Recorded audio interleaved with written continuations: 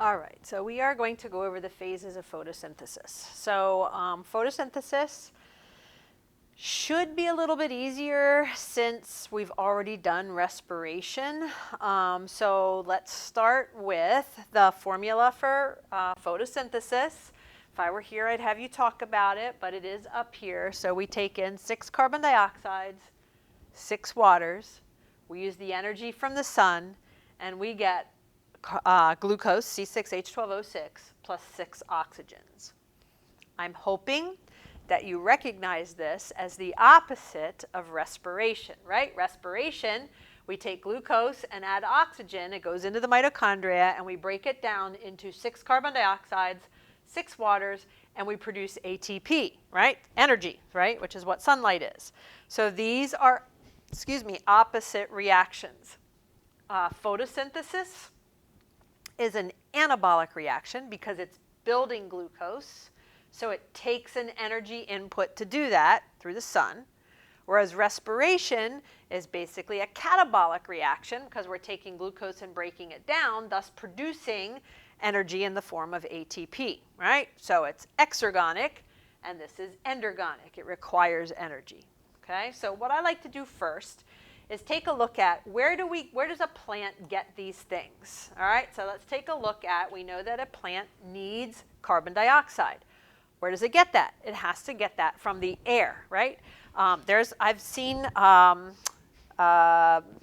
science fair projects from like elementary kids that if you breathe or talk to your plant, it grows better. Why? Because we breathe out carbon dioxide and they take that in, right, as part of their needed products for photosynthesis. So they have to be able to get carbon dioxide in, all right? So there are pores in the leaves of plants that allow carbon dioxide in, all right? And you're going to see here oxygen out. I actually have a picture of this. We're going to go over this later, but I'll go here. All right, so this is a microscopic view of what's called stomata in a leaf. And these are little pores that can be on the upper side of a leaf or the underside of a leaf that open and close. It's like an eyeball. It looks like an eyeball, but it opens and closes and allows carbon dioxide to come in. So you can see carbon dioxide going in, okay, in this case. All right, so most of the carbon dioxide that plants need, they get from the air, all right? There can be some carbon dioxide that they get in from the roots, but most of that is from the air, okay? All right, water, where do we get that? So here's where the roots come in, right? That's the purpose of roots, is to absorb water from the soil. This is why we water plants. It goes down into the soil. The roots can absorb that, and the roots are constantly growing to find more water. So roots and other minerals come in through, water and other minerals come in for the roots. Carbon dioxide comes in through the leaves, all right? So that's where it gets that.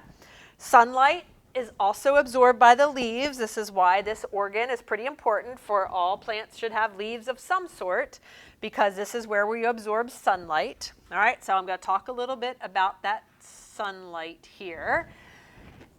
Chlorophyll is a pigment in the leaves of plant that allows us to absorb the sunlight, all right? So we actually have 2 chlorophyll types in plants, chlorophyll A and chlorophyll B. And if you look at where they absorb, in the spectrum of visible light, chlorophyll A over here absorbs really well, like down here in the purple range. So down here in this wavelength, all right, does very well. But look, it goes down, does not absorb very well here. All right, look where the blue is, all right, between these greens and yellows. And then it has another peak up here in sort of the red area. All right, so it absorbs well over here, absorbs sunlight, doesn't absorb here, but does absorb over here in the red wavelength.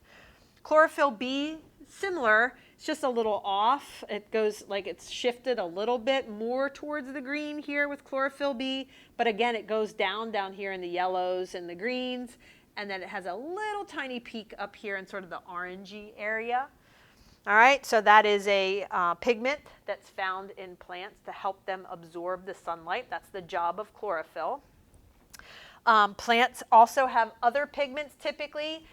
We're in fall right now. Our leaves are starting to change color. That's because chlorophyll runs out and they start to use those backup pigments.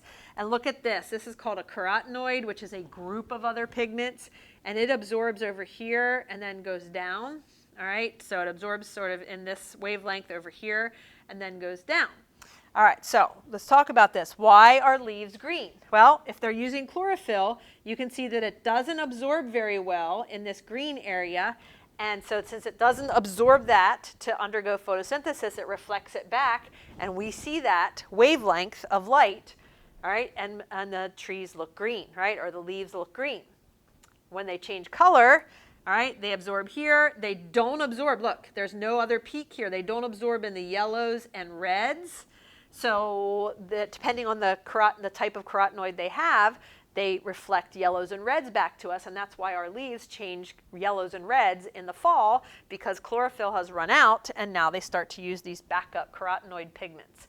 There's one called xanthophyll that that reflects yellow back to you. Carotene reflects red back to you. That's why tomatoes are red and they have carotene. It's because of the pigment that they have and the wavelengths that they reflect back. All right, so what they don't absorb, they reflect back to you, and that's why the colors are the way that they are, because it's what it's reflecting back to us and not using for photosynthesis. Okay, so that's where we get the sunlight from. All right, so that's why the leaves are there. All right, as they have those pigments that help them absorb this sunlight. So carbon dioxide from the air, water from the soil, sunlight from the sun, obviously. All right, and then obviously we produce sugars in the form of glucose, and a lot of like the fruits and things that plants produce are actually just storage for extra glucose. So remember, we put a whole bunch of glucoses together, we get starch. Well, what's potato? It's very starchy. This is just their glucose storage, right? They're storing glucose down here. That's why potatoes are very starchy, right? And then if they need it to undergo energy, they take, glucose is out of there and goes into the mitochondria, and it's used to produce energy. So remember, plants can undergo respiration as well as photosynthesis. Plants have mitochondria, so they can then take this and store it and use it when they need it by breaking glucoses off to undergo respiration. Okay, so here's another tomato as an example. I know that tomatoes and potatoes are not on the same plant. It's just showing you some examples. All right, but this is also a storage organ for extra starch, okay, and sugars. That's why fruits are sugary, all right, and in some cases starchy, okay. And then oxygen obviously is given off. So that same stomata that I showed you that is taking in carbon dioxide, you can actually get rid of oxygen that way too, okay. So this is where we get things that are needed and produced in the photosynthesis formula. So I just want to show you this. Notice that carbon dioxide is going in and out. This is why, back to that respiration, carbon dioxide is needed, goes in for photosynthesis, but as a result of respiration, remember, that is a byproduct of respiration, so it can also go out that way, all right, after respiration. So those pores, and that's why oxygen is going both ways. Oxygen is produced during photosynthesis, but it's needed for respiration, okay? So it can go both ways. All right, so that's just a general why the organs are there in a plant, all right? So of how they can get the needed products for photosynthesis, okay? So let's take a look at an overall formula for photosynthesis. So photosynthesis takes place in the chloroplasts. All right, so if you remember a mitochondria looks like this, and it's got these inner folded membranes. Okay, so remember, the electron transport chain occurs in this inner folded membrane here, all right, and glucose comes in from out here. This is glycolysis, and it comes in, all right, goes through the Krebs cycle in this part, and then goes through the electron transport chain on this inner folded membrane. Well, the chloroplast also has inner folded membranes. They look a little different. They're called grana. All right, and so they're in stacks of membranes like this. All right, so these are grana that are just stacks of folded membranes. So it looks a little different than a mitochondria. All right, whereas this just had one big inner membrane, this has a bunch of them. All right, these stacks here and there. All right, and then it's got an outer membrane too. Okay, so there's two stages of photosynthesis. There's the light reactions. These are also sometimes called the light dependent phase. All right, makes sense. It's the light reactions because it needs light. All right, so this is where chlorophyll is used to absorb light. And those light reactions occur in these stacks here of grana. All right, we're going to go over that here in a second. And then the second step, so this is step one. The second step over here is called the Calvin cycle. Do you remember we had a Krebs cycle founded by a guy named Krebs, all right, discovered, I guess, first diagrammed by a guy named Krebs. The guy's Calvin here, his last name was Calvin, all right, that figured out the Calvin cycle.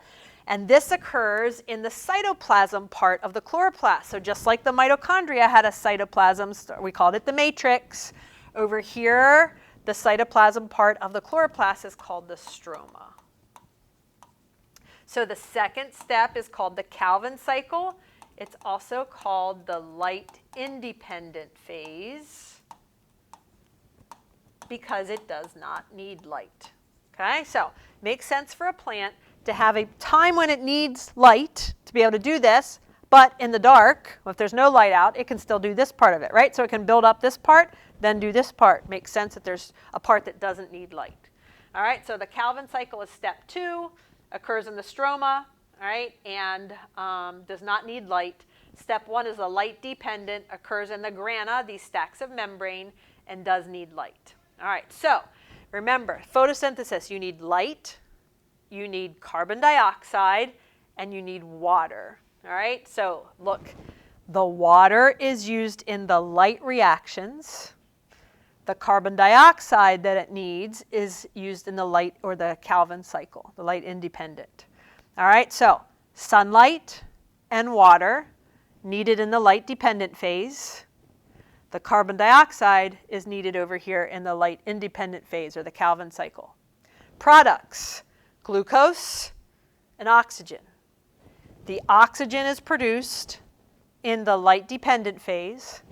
Glucose is made over here in the light independent phase. So if we look at our formula, we need sunlight and we need water, both here for the light dependent or light reactions. We need carbon dioxide, that's needed for the light independent. We produce two things, glucose, which is produced over here in the light independent phase, and we produce oxygen, all right, it's given off, and that's produced by the light dependent phase. So that is just an overall view of photosynthesis, all right, and that takes place in the chloroplast. All reactions, unlike over here with respiration, glycolysis occurs outside the mitochondria. All reactions of photosynthesis take place in the chloroplast, all right, so that's a little different. All right, so now let's take a look at these two phases more specifically, all right? So these should look very familiar, okay? So this is the outside of a chloroplast. This is the outer membrane. These are these stacks of membranes. Guess what?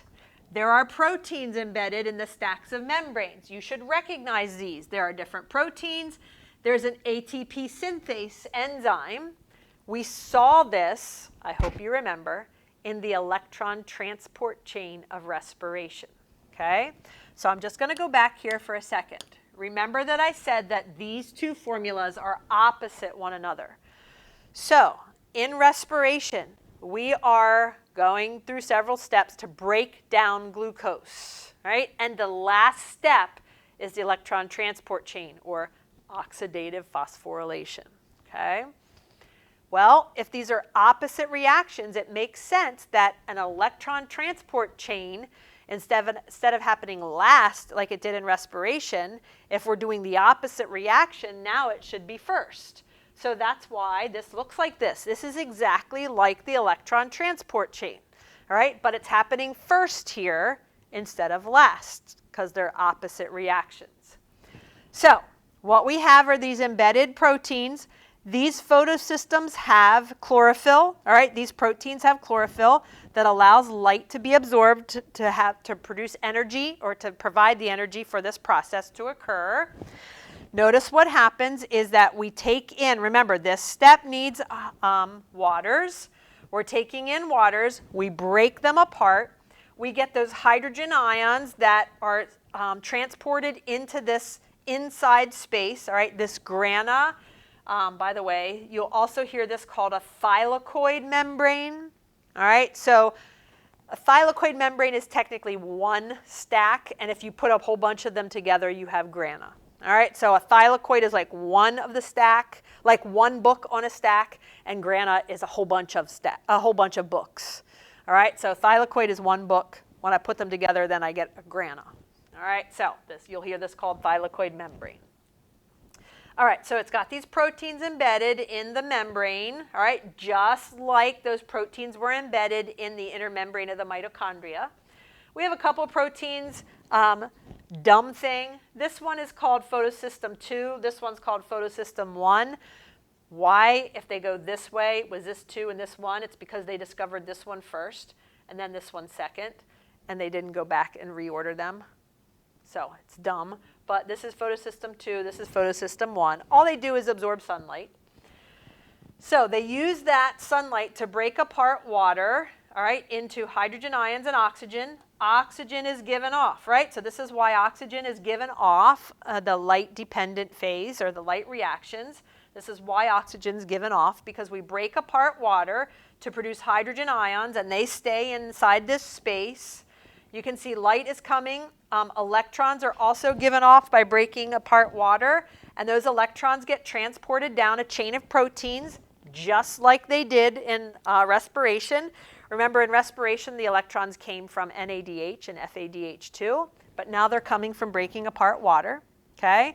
So hydrogen ions stay in here, oxygen gets released, the electrons move along, and the sunlight provides energy to do that, move along a chain of proteins, and those electrons are eventually added to a substance here called NADP that, when electrons are added, become NADPH. This is very similar to NAD. Remember, NADH was an electron carrier that carried electrons from glycolysis and the Krebs cycle down to the electron transport chain. Well, they're doing the same thing. They add to NADP, and these are electron carriers that are going to go to the next step. All right, so we produce this NADPH that goes to the light-independent phase, or the Calvin cycle. All right, and then those hydrogen ions flow through ATP synthase just like they did in respiration to produce ATP to add a phosphate back to ADP. All right, it spins and allows you to add this phosphate back. So these two products, NADPH and ATP, go on to the next phase. You do not see them as part of our photosynthesis formula because they get used up in the next phase. But oxygen is in the formula because it gets given off, and I need water to do this, and I need sunlight. So that's my quick summary of the light-dependent phase. It's like the electron transport chain. I have ATP synthase, hydrogen ions moving through to build ATP. I have electrons being transported down a chain of proteins, added to NADP, that now produces NADPH. And these two things are going to go to the next phase to be used to fuel the next phase. All right? I get electrons here from breaking apart water, and I get these hydrogen ions in this space to go through ATP synthase from breaking apart water. You can see some of the hydrogen ions do come in from the outside here too. All right? But again, you don't have to know that much detail of this. So light-dependent phase, like the electron transport chain, basically very similar to it. Okay. All right, so now let's go to the Calvin cycle, or the light-independent phase. So you are going to do a POGL that looks at this.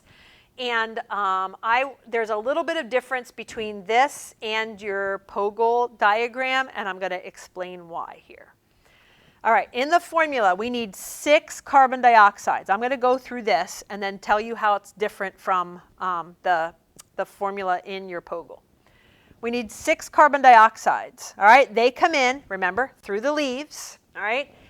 They are going to get added to some 5 carbon compounds. So here's what I want to do. All right, so here's this, look, there's 6 5 carbon compounds. These black things represent carbon compounds, right? So they represent carbons. So here's a 5 carbon compound. There's 6 of them. Okay, so let's just total that up. If there's 6 5 carbon compounds, that total is 30 carbons, right? 6 times 5 is 30 carbons. Okay? This thing is called, I'm going to give it a name. This thing is called Rubisco. If you remember from our Krebs cycle in respiration, there was a 4 carbon compound called oxaloacetate that we need to regenerate. Sort of the same thing is going to happen here. We're going to regenerate this Rubisco. Okay? So we have 6 of these that add to the 6 carbon dioxides. Well, 6 carbon dioxides each have 1 carbon, so that's only 6 carbons, right? So if I add these 2 together, all right, when I add these 2 together, I'm going to get 36 carbons, right? 30 here, 6 here, I get 36 total carbons. They get rearranged into 12 3-carbon compounds, right? 12 threes is 36, right? It's the same, okay? You can see that there's a lot of rearrangement that happened. You don't need to know all the steps, but notice that I've got ATPs used to do this. NADP donates electrons to get these rearrangements to occur. All right, so some rearrangements occur. I still have 12 3-carbon compounds. They're just rearranged, so I still have 36 carbons total, okay? You may hear a compound called PGA and PGAL. All right, these are down here. All right, that's what this is. So of these 12 3-carbon compounds, 2 of them leave. 2 3-carbon compounds leave. So 6 carbons leave. Guess what? How many carbons are in glucose? This is used, remember, the purpose of this is to build glucose. That's the final product here of the light independent phase. So these are going to get used to build glucose. So let's look what happens. If I have 36 carbons and I lose 6, I'm now down to 30 carbons. So look, I have 10 3-carbon compounds. 30 carbons, right? 10 times 3 is 30. All right, so now I have 30 carbons. Again, I add ATP, rearrange. All right, so those ATPs from the light-dependent reaction are used to help rearrange things. All right, so I have 30 carbons here.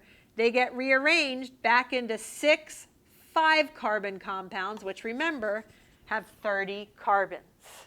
So I'm just looking at where we get all of these carbons, right? This needs to be regenerated to add to more carbon dioxide as they come in from the air, all right? And then you get all these rearrangements, but basically 2 3-carbon compounds leave to make glucose, okay? This all occurs, I'm going to go back. This all occurs in the stroma, the cytoplasm part of the chloroplast. So here's these, this is a thylakoid, and when I put a bunch together I get grana. This is the light reactions. And in the cytoplasm part is where this Calvin cycle or the light independent reactions are occurring. Okay? Now, how is this different from what is in your POGL? Your POGL just shows half of this. It shows 3 carbon dioxides coming in, adding to 3 5-carbon compounds, because technically what your POGL says is correct. This just goes twice. This is showing you a total of everything, but technically, just like the Krebs cycle, this goes twice. So what that means is you go through all this, you release 1 3-carbon compound, then you go through it again with 3 more carbon dioxides, and you get the second 3-carbon compound, which still produces 6. So this is showing totals. your POGL is actually going to show you half of this because technically this has to turn twice to get 1 glucose. Okay, so that's the difference in what the POGL is showing you versus what I have up here. Okay, so that is the light independent phase, otherwise known as the Calvin cycle, that occurs in the stroma of the chloroplast. So purposes. This purpose, take in carbon dioxide, use it to build glucose. The purpose of the light reactions is to take in light to make ATPs and NADPHs that are going to fuel the next phase. Okay? That's what we need to do in this stage. All right? In order to be able to build glucose in the next one, right? Because remember, building takes energy to do that. That's why we need those ATPs to be able to do that. Okay? So that is our 2 steps. So a little different than respiration that has 3 steps. Maybe a 4th with that intermediate reaction, but this only has 2. Light dependent, light independent, or light reactions, Calvin cycle. Okay? All right, so that's it for photosynthesis. I know that seems like a lot, but that is the notes on photosynthesis.